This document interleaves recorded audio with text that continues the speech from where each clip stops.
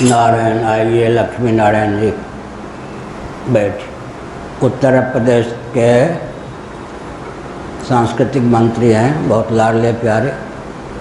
72-73 में इनके पिताजी भी हमारा प्रवचन सुनने आते थे। ये सब बहुत वर्षों से परिचित थे। बैठ। नारायण, बस 10 मिनट है प्रवचन। बैठ। इसका अर्थ क्या हुआ? इसका अर्थ यह हुआ कि मैं एक संकेत करता हूँ। यहाँ के अनुसार पंचदशी नामक वेदांत ग्रंथ के अनुसार, लक्ष्मी नारायण जी ध्यानपूर्वक सुनिए, 10 मिनट है अभी सब।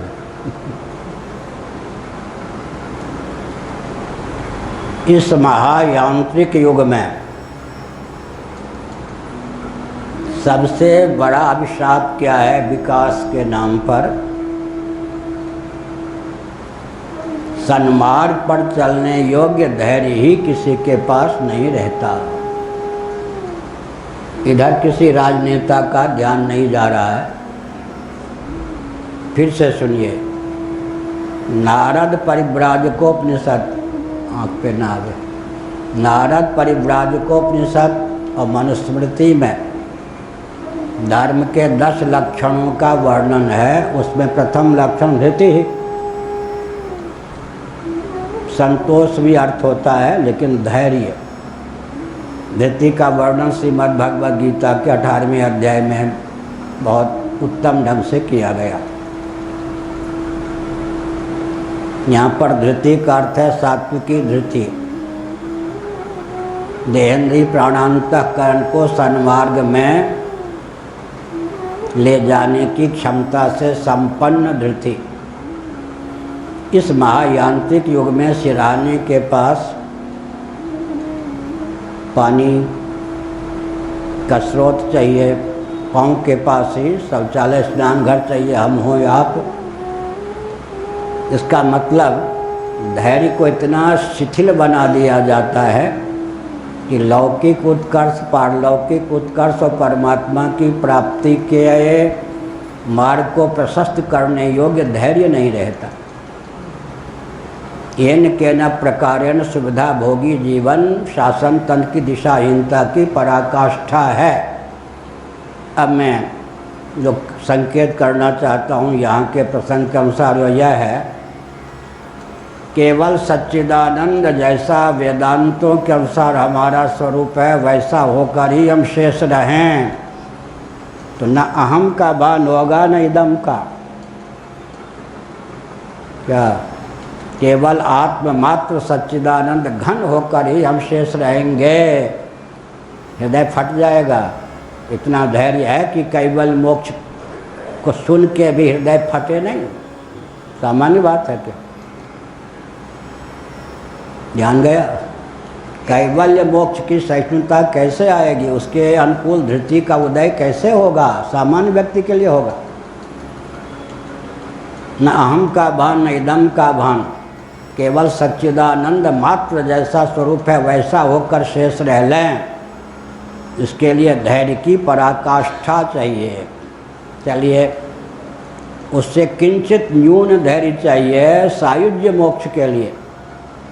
भगवद विग्रह में पुर्यष्टक से जीव कला जाकर समा जाए, विलीन हो जाए।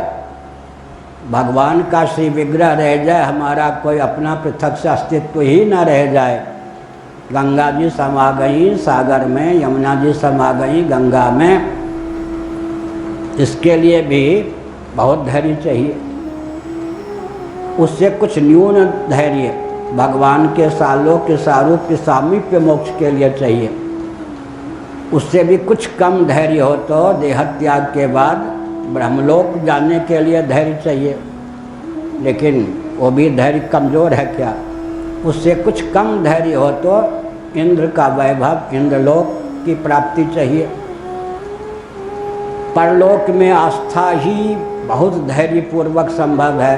अब परलोक न मानो तो जीवन भर संयम का आलम्बन लेकर हम किसी का शोषक न बने, सबके हित में जीवन यापन करें और ईमानदारी से रूखी रोटी मिल जाए तो भी प्रसन्न रहकर जीवन यापन करें, इसके लिए भी कम धैर्य नहीं चाहिए।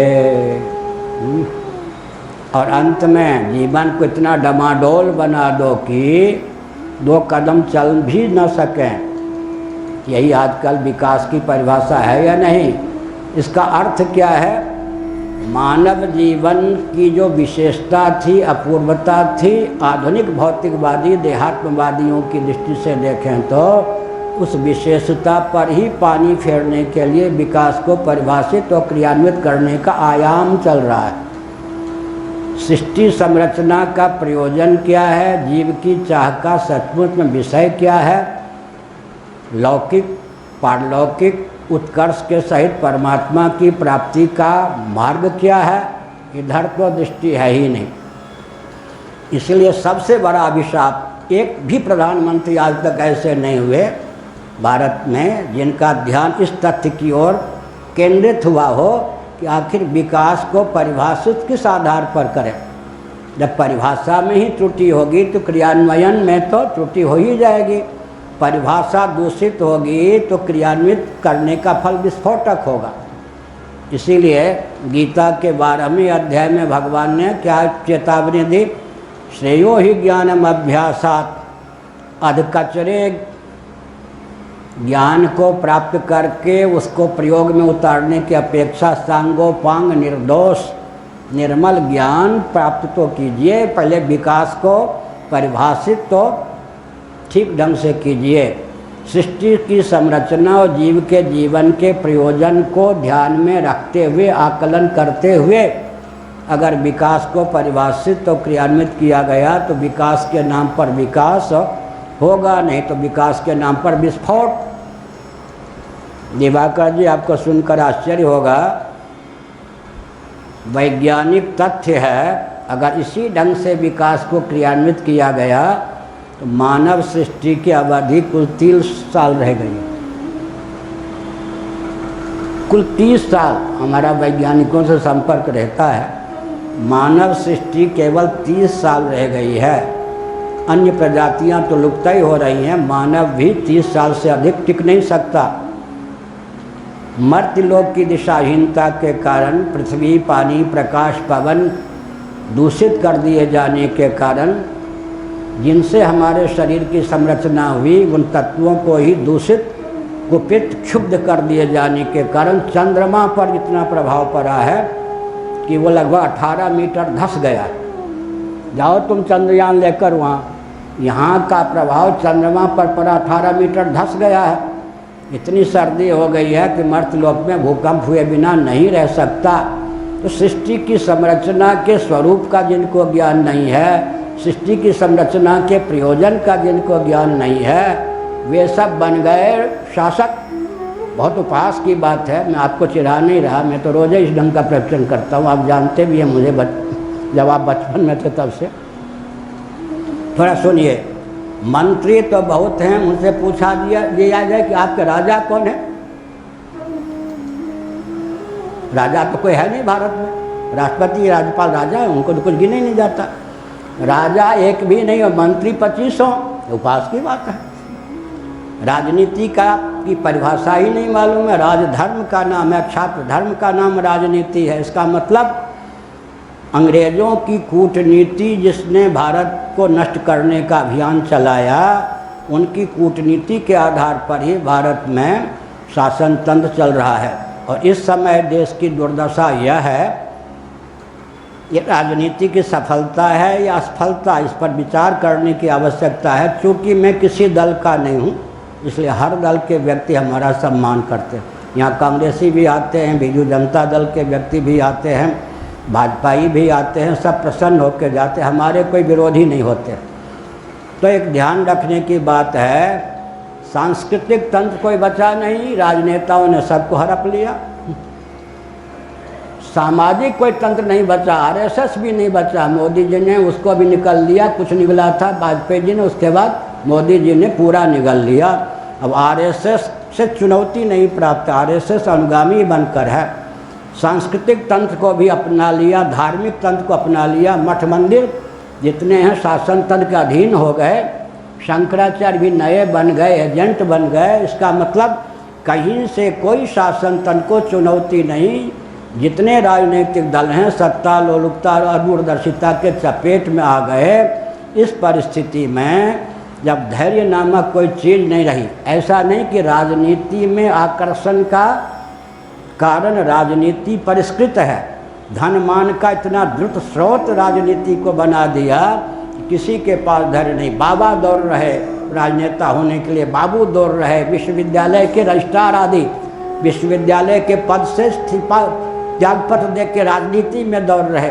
एक बिहार का व्यक्ति चीफ जस्टिस था दक्षिण में, हाई कोर्ट का। बाद में पता चला कि उसने लालू यादव की पार्टी में 20 साल पहले, 15 साल पहले की बात है, अपने को शामिल कर लिया चीफ जस्टिस का पद छोड़ करके। इसका मतलब क्या है?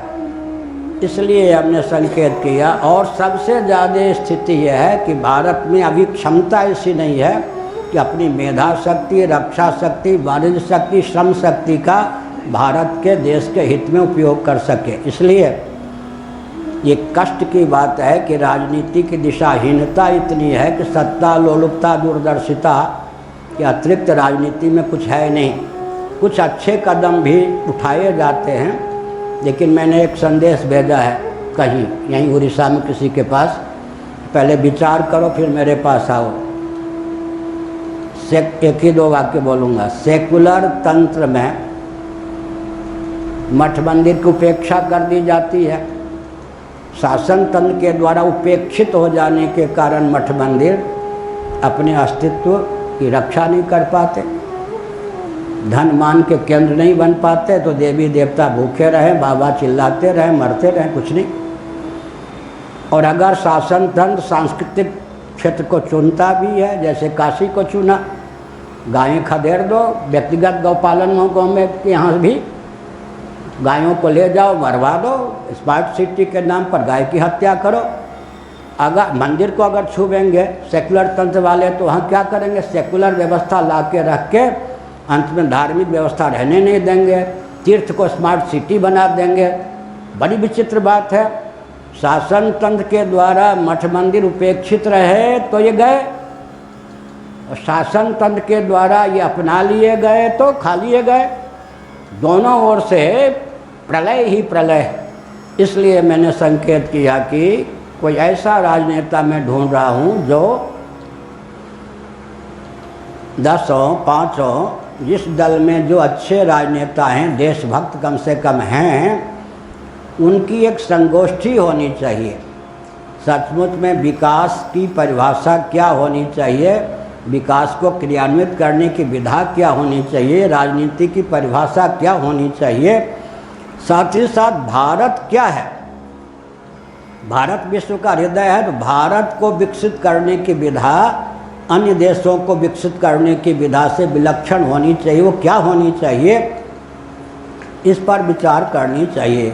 भारत अभी ऐसा देश है जो अपनी मेधा शक्ति पर कुठाराघात करता है। जितने राजनीतिक दल हैं, उन राजनीतिक दलों में जो नींव डालने वाले हैं, अच्छे व्यक्ति हैं, विचारक हैं, उनको बिल्कुल कूड़ेदानी में फेंक दिया गया। आप समझते हैं नहीं?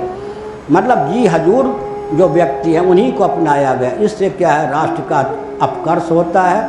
इसलिए भारत की मेधा शक्ति, रक्षा शक्ति, वाणिज्य शक्ति, श्रम शक्ति दुर्बल हो रही है। यहाँ पर चित्रकेतु ने कहा, हे शंकरसन देव, भागवत धर्म में तो जो निर्दोष और सम संत हैं, या अपनी दृष्टि को निर्दोष रखते हुए समत्व का परिचय देते हुए इस धर्म को अपनाते हैं, वे ही सुगमता पूर्वक आपको प्राप्त कर सकते हैं। मैं मेरा तू तेरा के चपेट में आने वाले, दूसरों से द्रोह करने के नाम पर धर्म का पालन करने वाले जितने व्यक्ति हैं, आपके द्वारा उपदिष्ट धर्म जो भागवत धर्म है उसका अनुगमन नहीं कर सकते। श्री राम जय राम, जय जय राम, हर हर महादेव।